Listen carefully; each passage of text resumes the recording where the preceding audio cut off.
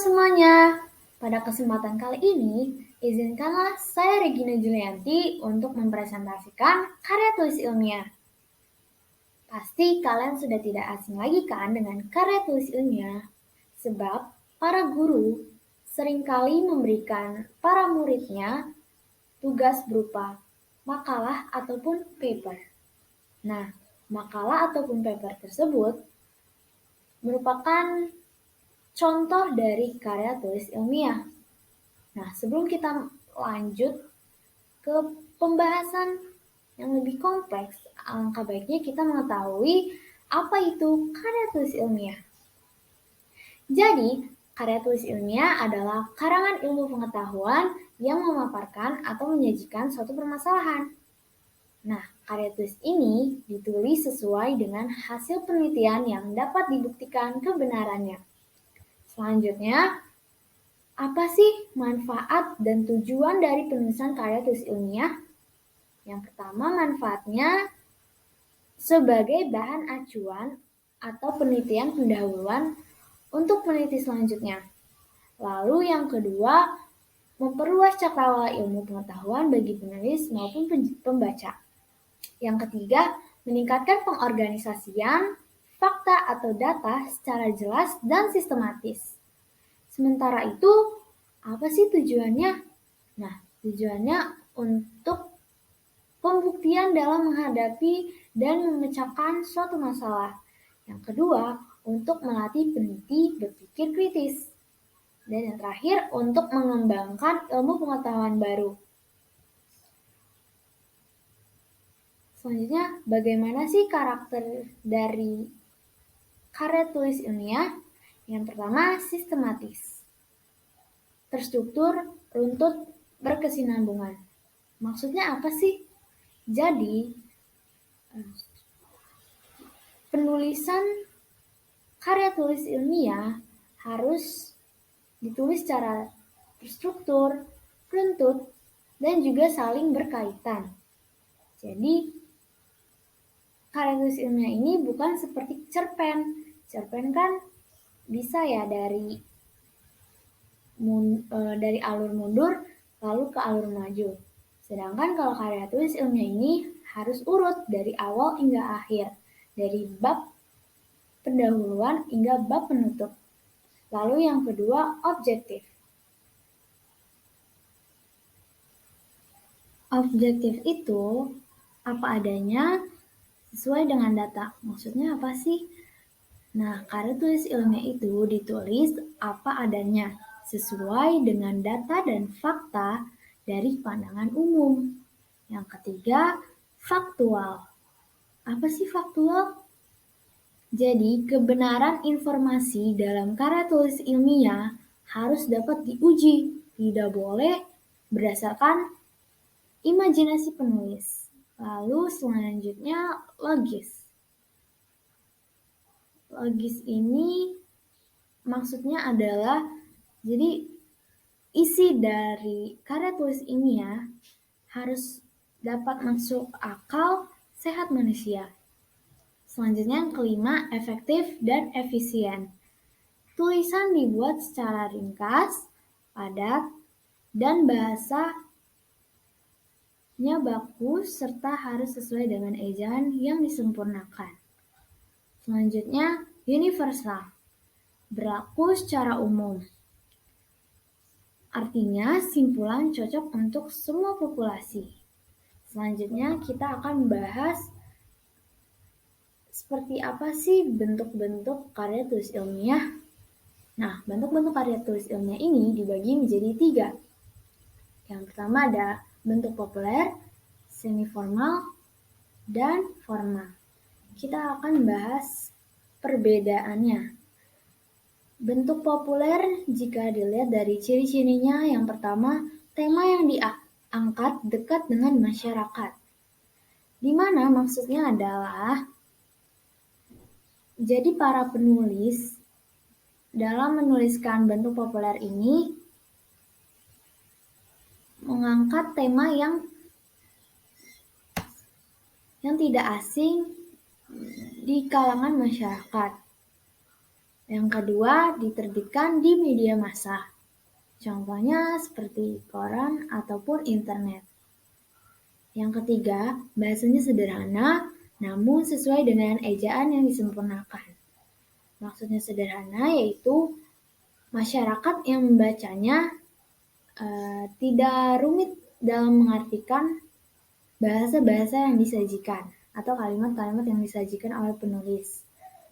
Namun, tetap harus menggunakan ejaan yang disempurnakan. Nah, susunannya itu biasanya ditulis dalam bentuk paragraf. Contohnya koran, lalu artikel. Nah, selanjutnya bentuk yang kedua semi formal. Dengan ciri-ciri pertama, penulisan mulai terstruktur atau sudah terbentuk bab per bab. Biasanya diberikan guru sebagai tugas sekolah. Yang ketiga, ditampilkan dalam seminar. Ya, memang seharusnya semi formal ini dipresentasikan baik dalam seminar ataupun dalam kelas. Susunannya itu yang pertama ada halaman judul, yang kedua kata pengantar, yang ketiga daftar isi, yang keempat pendahuluan, yang kelima pembahasan, yang keenam kesimpulan, dan yang terakhir daftar pustaka. Contohnya makalah dan paper. Selanjutnya, bentuk formal. Dengan ciri-ciri pembahasannya lebih kompleks. Maksudnya apa sih? Jadi, pembahasan dalam karya tulis ilmiah bentuk formal ini harus lebih mendalam. Tidak boleh secara ringkas. Lalu yang kedua, untuk kelengkapan akademis. Serta yang ketiga, sistematika lebih terstruktur dan formal. Dengan susunan judul, pembimbing, kata pengantar, abstrak, daftar isi, bab 1 yang berisi pendahuluan, bab 2 kajian pustaka, bab 3 metode penelitian, bab keempat pembahasan, bab 5 simpulan dan saran, lalu daftar pustaka, dan yang terakhir lampiran. Contohnya skripsi, tesis, dan disertasi. Apa saja ya jenis-jenis karya tulis ilmiah? Yang pertama ada artikel atau jurnal. Kedua jenis karya tulis ilmiah ini sama-sama dipublikasikan atau diterbitkan. Namun, ada pun banyak perbedaannya. Kalau artikel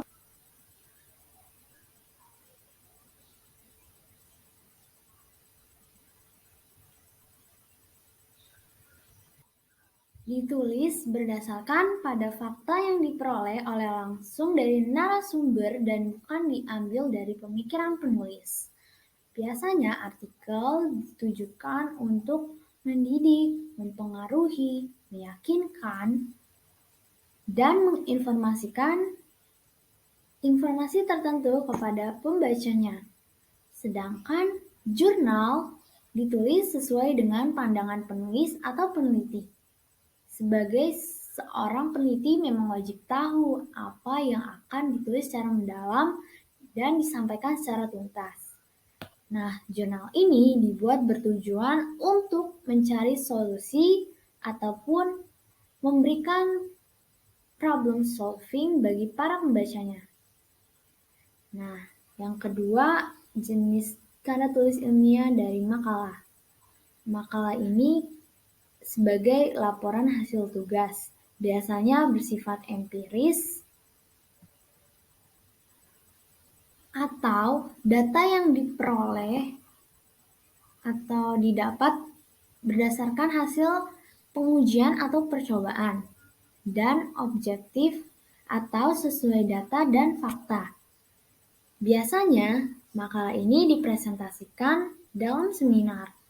Yang ketiga, work paper. Nah, work paper ini sama seperti makalah, namun isi analisisnya lebih mendalam lagi. Lalu yang keempat, skripsi.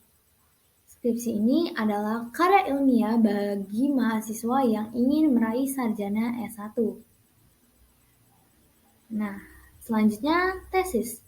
Karya tulis ilmiah yang diperuntukkan bagi mahasiswa S1 dalam meraih gelar sarjana S2. Yang keenam, disertasi. Disertasi ini adalah karya tulis ilmiah mahasiswa dalam program S3 atau tugas akhir. Nah, ada lagi nih tambahan jenis-jenis karya tulis ilmiah, yaitu paper. Jadi paper itu analisisnya lebih ringkas, padat, dan juga topik yang dibahas lebih difokuskan pada satu tema atau pada satu topik permasalahan. Nah, selanjutnya ialah bagaimana sih sistematika umum pada karya tulis ilmiah? Yang pertama, judul. Judul ini harus satu kalimat atau frasa. Jadi tidak boleh hanya satu kata. Jika kita bandingkan cerpen dengan karya tulis ilmiah, cerpen kan boleh nih satu kata, misalnya contohnya ya, pulang. Nah, sedangkan kalau di karya tulis ilmiah ini tidak boleh hanya satu kata, melainkan harus satu kalimat. Contohnya itu seperti analisis perbedaan bunga jantan dan betina, atau maraknya penggunaan gawai pada anak. Lalu yang kedua, judul harus mencerminkan isi karya tulis ilmiah. Jadi tidak boleh melenceng ya. Yang ketiga, tidak menggunakan tanda baca titik atau koma. Selanjutnya terdapat dua cara penulisan dalam judul. Yang pertama, semua huruf kapital, di mana contohnya seperti ini. Analisis pengaruh dan dampak penjajahan Jepang di Indonesia dalam segala aspek. Dan atau hanya mengkapitalkan huruf depan per kata, kecuali konjungsi dan kata depan.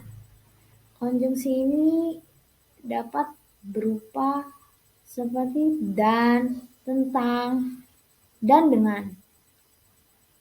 Sedangkan kalau kata depan itu seperti di, dari, ke. Nah, contohnya itu seperti ini. Pengaruh penerapan prinsip good governance terhadap pelayanan publik di Indonesia. Lalu, judul bercetak miring apabila dimuat ke dalam paragraf. Lalu, sistematika yang kedua adalah kata pengantar. Yang pertama, ucapan syukur. Pastilah kata pengantar ini ada ucapan syukur kepada Tuhan Yang Maha Esa seperti segala puji bagi Tuhan Yang Maha Esa yang telah memberikan kami kemudahan sehingga kami dapat menyelesaikan karya tulis ilmiah ini dengan secepat waktu. Lalu dalam kata pengantar ada ucapan terima kasih untuk rekan-rekan yang turut membantu dalam pembuatan karya tulis ilmiah. Lalu yang ketiga pasti ada nama penulis. Lalu yang terakhir tempat dan tanggal penulisannya. Nah, sistematika selanjutnya yaitu bab 1 atau biasa kita sebut pendahuluan. Di dalam pendahuluan, latar belakang merupakan penjelasan mengenai mengapa penulis atau peneliti memilih permasalahan yang diangkat menjadi pembahasan karya ilmiahnya, berisi harapan atau gambaran, realita atau kesenjangan, dan solusi mengatasi kesenjangan realita. Nah, yang kedua, rumusan masalah. Bagian ini biasanya berbentuk pertanyaan seperti mengapa dan bagaimana mengenai masalah yang akan dijelaskan pada bagian pembahasan. Lalu yang ketiga, tujuan penelitian. Tujuan penelitian ini merupakan bagian pernyataan tentang apa yang hendak dicapai dalam penelitian. Tujuan harus berkaitan dengan rumusan masalah. Yang keempat, manfaat penelitian. Bagian ini, penulis meyakinkan pembaca akan kegunaan dan manfaat karya ilmiah tersebut. Lalu sistematika selanjutnya yaitu bab 2 atau kerangka teori. Kerangka teori adalah kumpulan berbagai teori dari para ahli mengenai topik permasalahan. Biasanya kerangka teori ini untuk menambah wawasan baru. Yang selanjutnya bab 3 atau yang kita sebut metode penelitian. Metode penelitian ini dibagi lagi menjadi 5 bagian. Yang pertama, jenis penelitian. Jenis penelitian ini berupa kualitatif dan kuantitatif. Kualitatif adalah penelitian berupa deskripsi, sedangkan kuantitatif adalah berupa statistika dan angka. Lalu, metode penelitian yang selanjutnya tempat dan waktu penelitian, di mana informasi, lokasi, dan namanya penelitian dilakukan dilampirkan dalam bagian ini. Lalu yang ketiga, populasi dan sampel. Populasi adalah keseluruhan subjek yang diteliti, sedangkan sampel adalah perwakilan subjek yang diteliti. Lalu yang keempat, teknik pengumpulan data, di mana dikemukakan cara mengumpulkan data melalui wawancara atau angket ataupun studi pustaka. Yang kelima, teknik analisis data, di mana dikemukakan cara yang digunakan dalam menganalisa data yang sudah dikumpulkan agar dapat hasil penelitiannya. Selanjutnya kita akan membahas bagaimana sistematika umum pada karya tulis ilmiah. Selanjutnya ya, bab keempat atau hasil dan pembahasan. Memaparkan pembahasan topik karya ilmiah dan berisi jawaban yang relevan atau sesuai dari beberapa pertanyaan rumusan masalah yang sudah kita singgung. Lalu selanjutnya bab 5 atau penutup. Penutup itu berisi 2 bagian. Yang pertama, simpulan dan saran. Simpulan adalah penegasan ulang atau intisari dari pembahasan isi penelitian yang dilakukan. Sedangkan saran berisi rekomendasi penulis pada pihak terkait dengan penelitian. Bagian selanjutnya adalah bagian daftar pustaka, di mana bagian ini berisi sumber referensi pustaka yang digunakan sebagai landasan dalam menulis karya tulis ilmiah. Dan yang terakhir, lampiran, berisi data atau keterangan lain guna melengkapi karya tulis ilmiah. Selanjutnya adalah kaidah kebahasaan karya ilmiah. Yang pertama, menggunakan bahasa baku. Contohnya ada di sini. Aktivitas yang lebih baku menggunakan huruf V, bukan F. Lalu, advokat yang lebih baku adalah advokat menggunakan huruf V juga, bukan advokat yang memakai huruf P. Lalu kata afdal. Afdal ini lebih baku dibanding afdol. Yang kedua, menggunakan istilah keilmuan. Contoh dari menggunakan istilah keilmuan yang pertama, orientasi, yang bermakna kecenderungan. Yang kedua, stimulus, yang berarti rangsangan. Dan yang ketiga, krusial, yang berarti gawat atau genting. Lalu yang ketiga bersifat denotatif atau kata sebenarnya. Contohnya, ayah menyembelih kambing hitam. Kambing hitam di sini memberikan makna hewan kambing yang berwarna hitam. Lalu selanjutnya menggunakan kalimat efektif atau tidak bertele-tele. Selanjutnya tidak ambigu, kalimat yang digunakan tidak bermakna ganda. Contohnya yaitu Rani sedang membaca majalah resep masakan baru. Di sini ada dua makna. Yang pertama, Rani sedang membaca majalah resep masakan yang baru. Maksudnya resep makanan yang baru. Nah, makna yang kedua, Rani sedang membaca majalah tentang resep makanan baru atau majalahnya yang baru. Nah, selanjutnya tidak emotif atau bahasa yang digunakan tidak melibatkan perasaan penulis. Selanjutnya reproduktif. Apa yang ditulis oleh penulis diterima dengan makna yang sama oleh pembaca. Selanjutnya masuk ke langkah-langkah penulisan karya tulis ilmiah. Yang pertama, menentukan topik. Di bagian menentukan topik, penulis harus menguasai topik pembahasan. Yang kedua, topik harus menarik perhatian para pembaca. Yang ketiga, topik harus spesifik pada permasalahan. Yang keempat, topik memiliki data yang objektif. Selanjutnya, merumuskan judul. Judul harus sesuai dengan isi karya ilmiah.